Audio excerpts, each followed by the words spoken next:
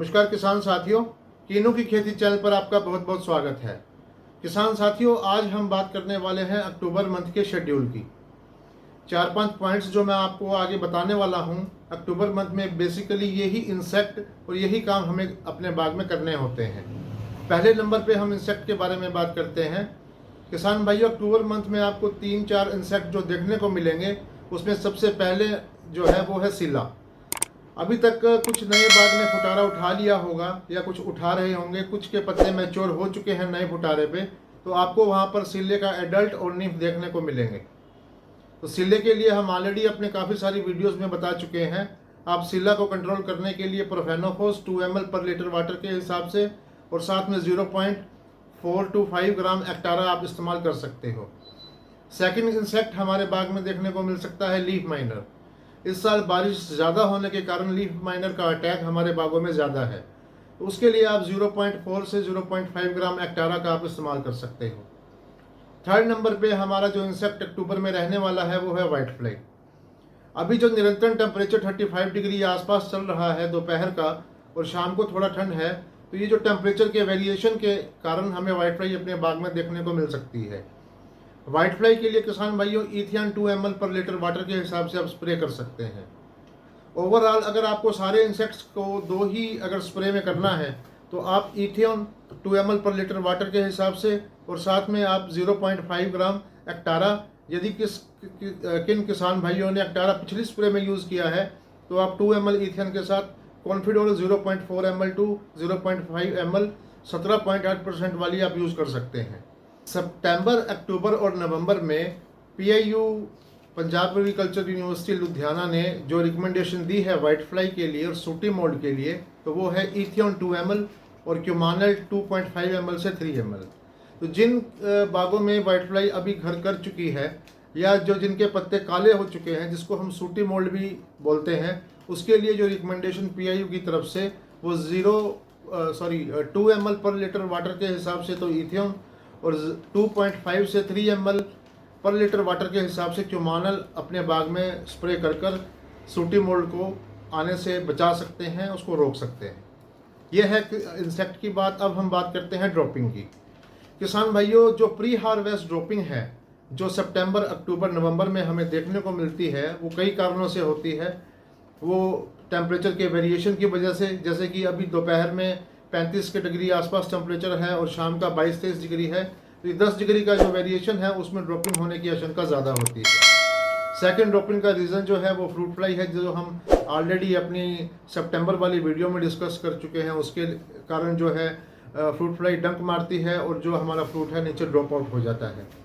तो बेसिकली जो हमारी ड्रॉपिंग है फिजियोलॉजिकल, चाहे वो मौसम की वजह से है या किसी प्लांट में जो न्यूट्रिशन डेफिशिएंसी की वजह से है, तो उसके लिए आप 2,4-D 100 लीटर वाटर में 1 ग्राम हॉर्टिकल्चर ग्रेड के आप इस्तेमाल कर अपने ड्रॉपिंग को, प्री हार्वेस्ट ड्रॉपिंग को होने से बचा सकते हैं। वैसे तो जो प्री हार्वेस्ट ड्रॉपिंग है उसके अगर आप PIU की लुधियाना की यूनिवर्सिटी की रिसर्च करेंगे तो उसमें उन्होंने कोई भी 2,4-D का रिकमेंडेशन नहीं दिया हुआ।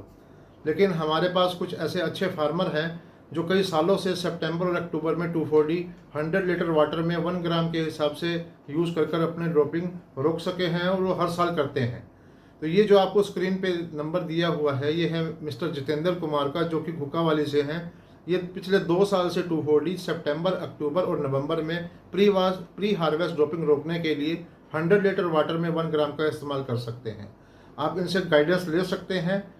ये 2,4-D की स्प्रे अभी ना थोड़ा सा आपके दिमाग में ये रहेगा, हमें भी इस बात की चिंता है कि कभी 2,4-D की स्प्रे करवाने से जो ड्रॉपिंग है वो ज़्यादा ना बढ़ जाए या हमारा फ्रूट ख़राब ना हो जाए। किसान भाइयों, फ्लोरिडा यूनिवर्सिटी का जो पेपर अब आप मेरे सामने देख रहे हैं, ये इनकी डायरेक्टर तृप्ति वशिष्ठ है, इनसे भी मेरी बात हुई है। ये USA में है इस टाइम, फ्लोरिडा में, और ये इस टाइम पे 2,4-D की स्प्रे रिकमेंड करते हैं। तो किसान भाइयों, अपनी सूझबूझ के हिसाब से आप, अगर आपको pre harvest dropping without physiological condition को छोड़कर, जैसे कि अगर फ्रूट फ्लाई है उसका अटैक अगर रहता है तो आपको नहीं करनी है, आपको न्यूट्रिशन आपका आपके हिसाब से ठीक है और फिर भी फ्रूट ड्रॉप करता है, तो आप इसका 2,4-D का इस्तेमाल कर अपनी प्री हार्वेस्ट ड्रॉपिंग को आप रोक सकते हैं। जो थर्ड प्री हार्वेस्ट ड्रॉपिंग का कारण रहता है वो वाटर मैनेजमेंट का रहता है। किसान भाइयों, टेम्परेचर 35 डिग्री आसपास अभी हमारे यहाँ चल रहा है। मैं सिरसा की बात करता हूँ, और शाम का टेम्परेचर 20, 21, 22 डिग्री के आसपास है। तो इस टेम्परेचर के वेरिएशन से जो ड्रॉपिंग होनी है फिजियोलॉजिकल, उसमें वाटर का इम्पोर्टेंट रोल है। आप जो पानी का मैनेजमेंट है अपना, जो चार्ट आपके सामने अभी ये वीडियो में आपको नज़र आ रहा है, इसके हिसाब से अपनी एज के अकॉर्डिंग पर डे पर लीटर के हिसाब से आप मेंटेन करिए। इस चार्ट को मेंटेन करने से भी आपको जो ड्रॉपिंग है वो देखने को कम मिलेगी। आखिरी स्टेप जो अक्टूबर में हमें फॉलो करना है वो है न्यूट्रिशन का।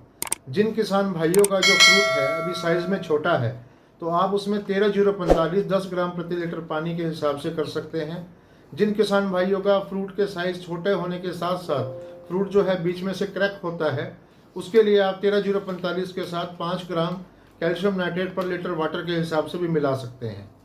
तो जिनका फ्रूट किसान भाइयों का फट रहा है, उसमें 13-0-45 की डोज रहने वाली है 10 ग्राम पर litre water plus calcium nitrate 5 ग्राम पर लीटर वाटर के हिसाब से आप स्प्रे कर सकते हैं।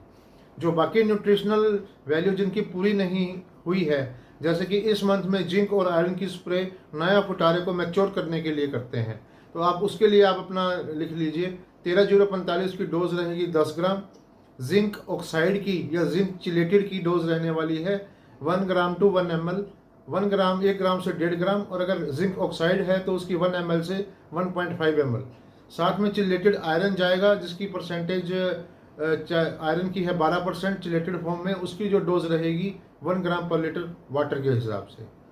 तो किसान भाइयों, आज के वीडियो में अक्टूबर के शेड्यूल में इतना ही। जल्द ही हम मिलते हैं नेक्स्ट वीडियो के साथ। धन्यवाद, नमस्कार।